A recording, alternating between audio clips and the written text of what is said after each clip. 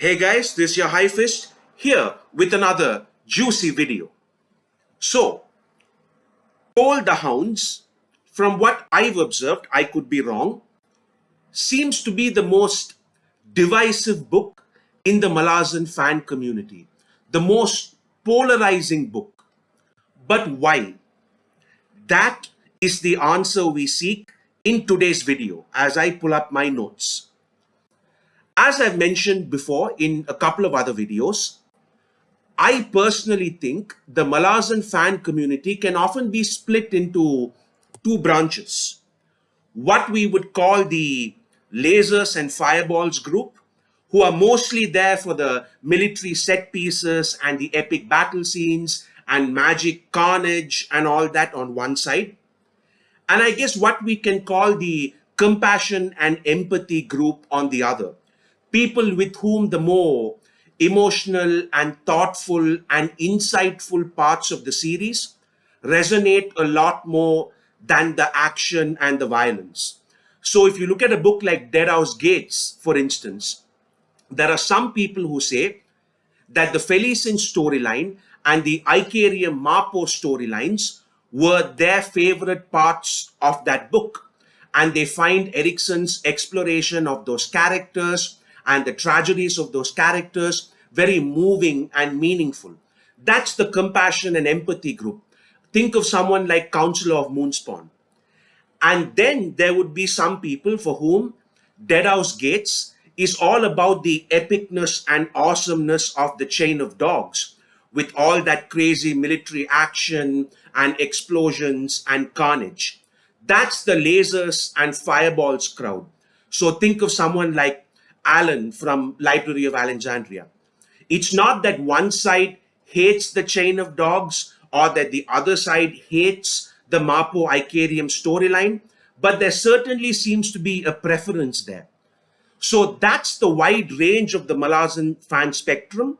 And that's both the beauty and the difficulty of the 10 big books, right? When you have a story this ambitious and this expertly written, your fan base will be as diverse as it gets. People will read these books for all kinds of different reasons.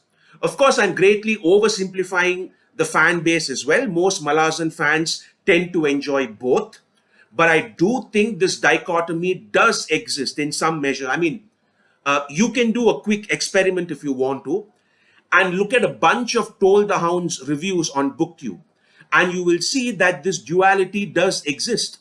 The booktubers who love it typically do so because they enjoyed how emotional and cathartic and thoughtful it was. The booktubers who dislike it typically tend to do so because they had to sit through 1,000 pages of very little military action and a lot of dialogue. And I'm not referring to people who misread consensual sex scenes as rape scenes and then condemned Toll the Hounds for it and all that. I'm not referring to those people. I'm referring to the booktubers who've actually understood the 10 big books. So this duality, in my opinion, does exist. And that brings me to my point, which is that I personally think, and I've stated this before here and there, I think Toll the Hounds is the most polarizing book because it has no major military set piece. Every other book in the series has some major battle set piece. There's some huge military confrontation which just blows us away. Every other book in the series can be classified as military fantasy. But Toll the Hounds is simply not military fantasy. There is no military expansionist campaign. There is no imperial army on the march. There's no siege, no outlandish sapper tactics. In fact, the term Morant munitions is only used twice in the entire book. And in both cases, it's a reference to things that have happened somewhere else.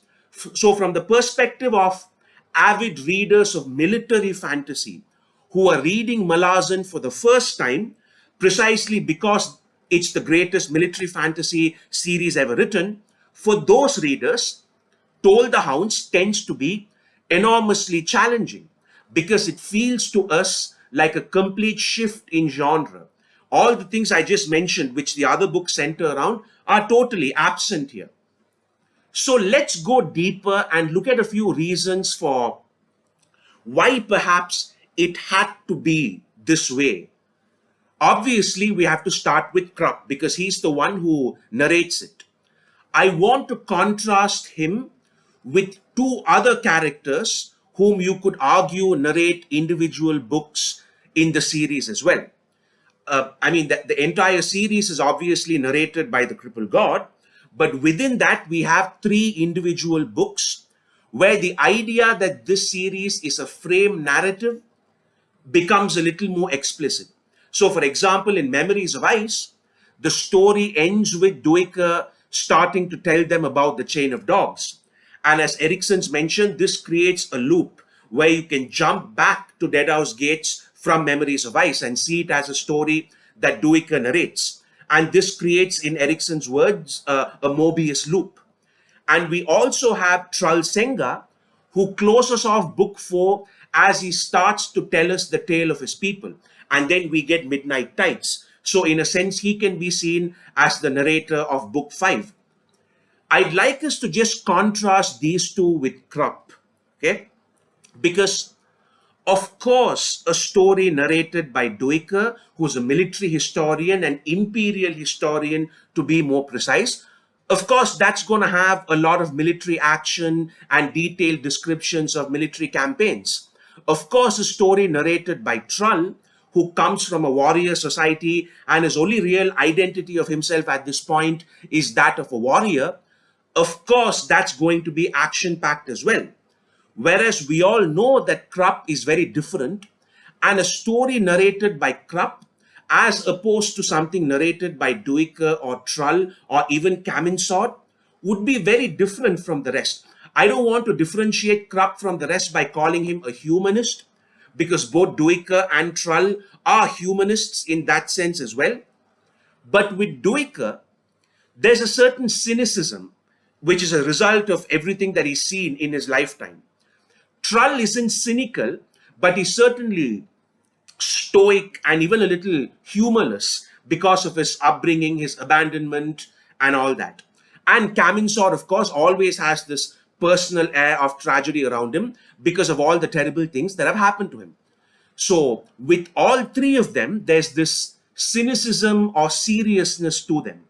But Krupp, who probably knows more about the horrors of the Malazan world than any of these guys, I mean, I wouldn't be surprised if we found out that Krupp knows every secret that exists in this world. Krupp, despite all that knowledge, never loses his cheerfulness.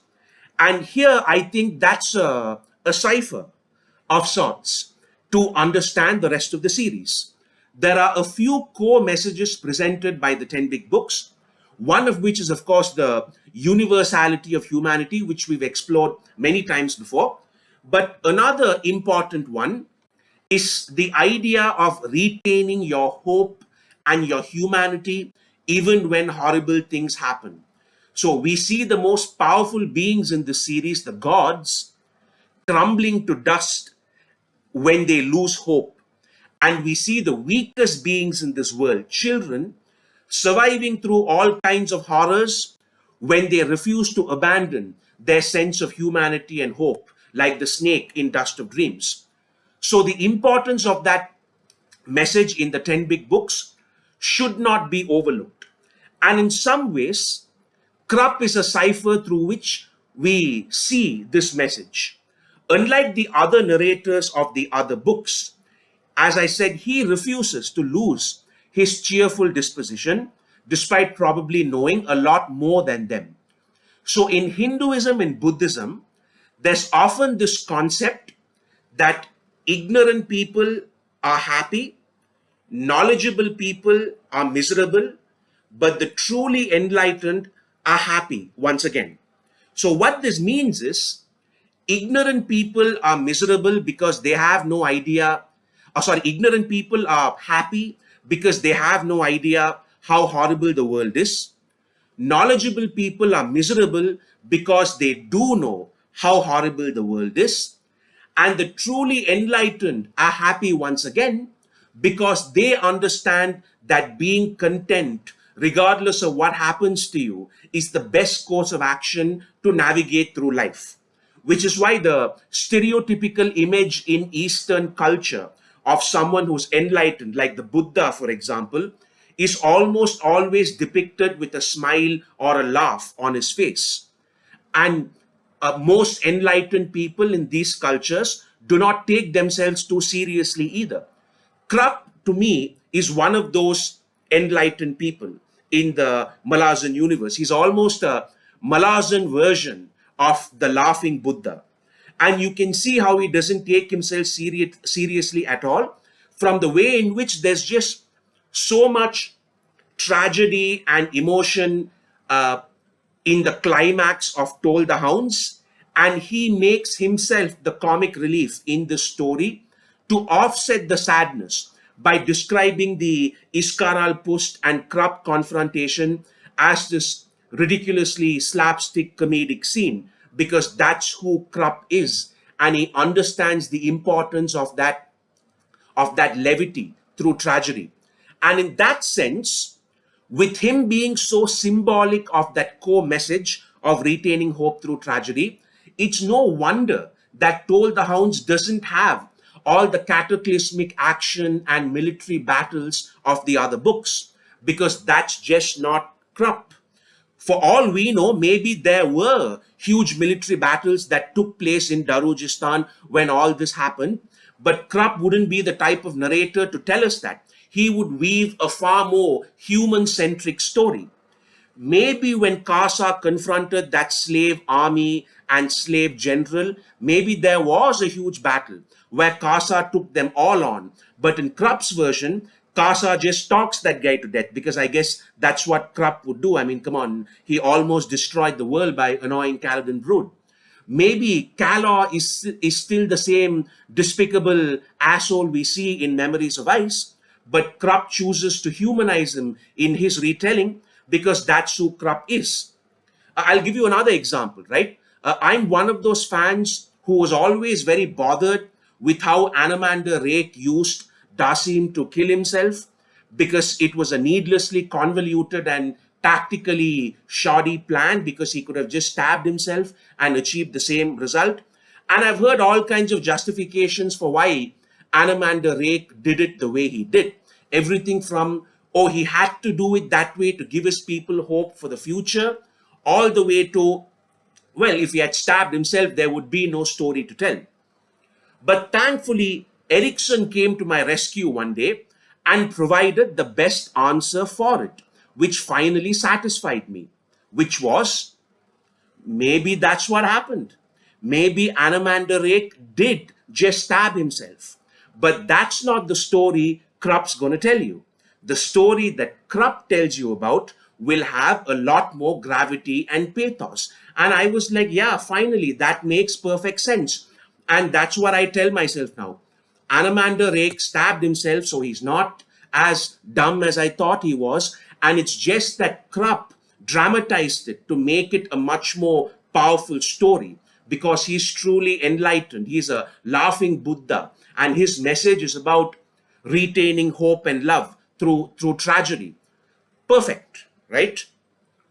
I'd also finally like to touch on one more reason for why Toll the Hounds is a cipher of sorts.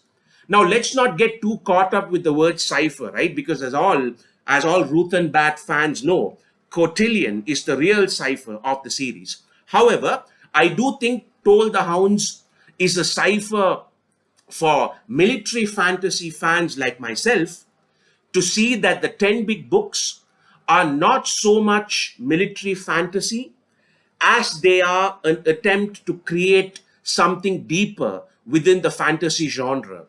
Even though our inherent assumption and inherent tendency in the 10 big books is to see it as military fantasy, Toll the Hounds is a reminder that these stories are meant to be more than that. Let me give you a more recent example, right? So as you guys know, about a week ago, I posted a video analyzing the Draconis entry scene in book 9. And I was balls deep in the lasers and fireballs aspect of it. I was like, oh, look at the exploding hills, look at the valley swirling with corpses and the huge magical cataclysm in that scene.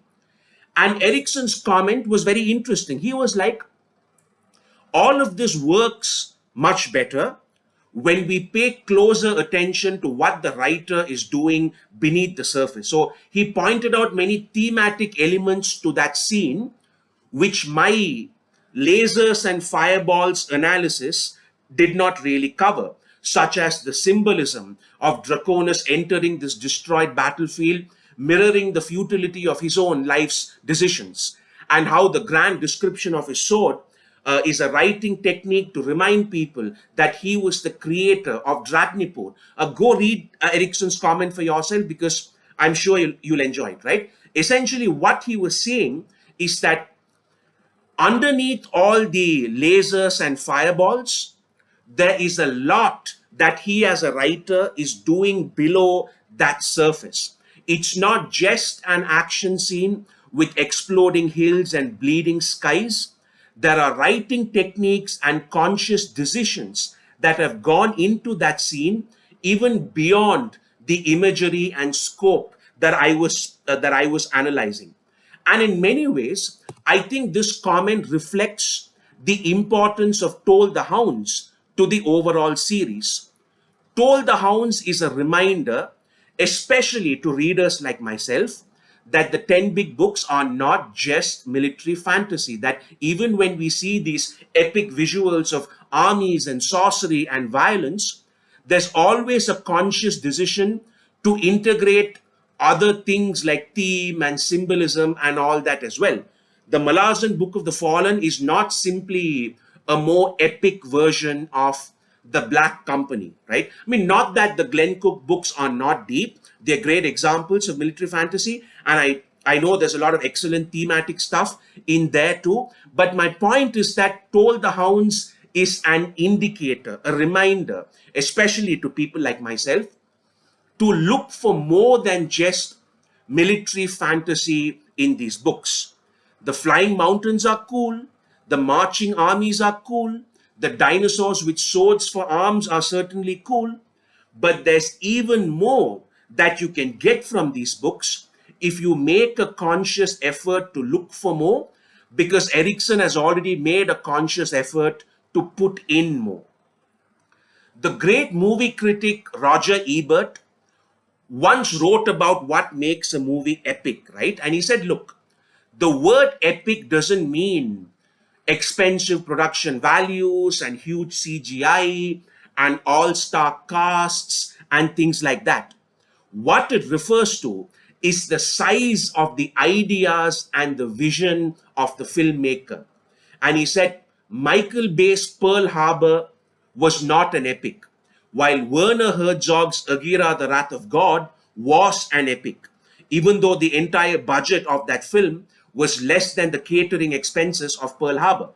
So it's the ambition and the vision that matters, according to Roger Ebert. And I think Erikson belongs to more or less the same school of thought of storytelling, where an epic story is not necessarily about giant explosions and massive armies. Epicness, epicness is about the ambition and the vision of the writer to create a deep, sweeping story which tackles large, grand, ambitious ideas. And Toll the Hounds reflects that philosophy.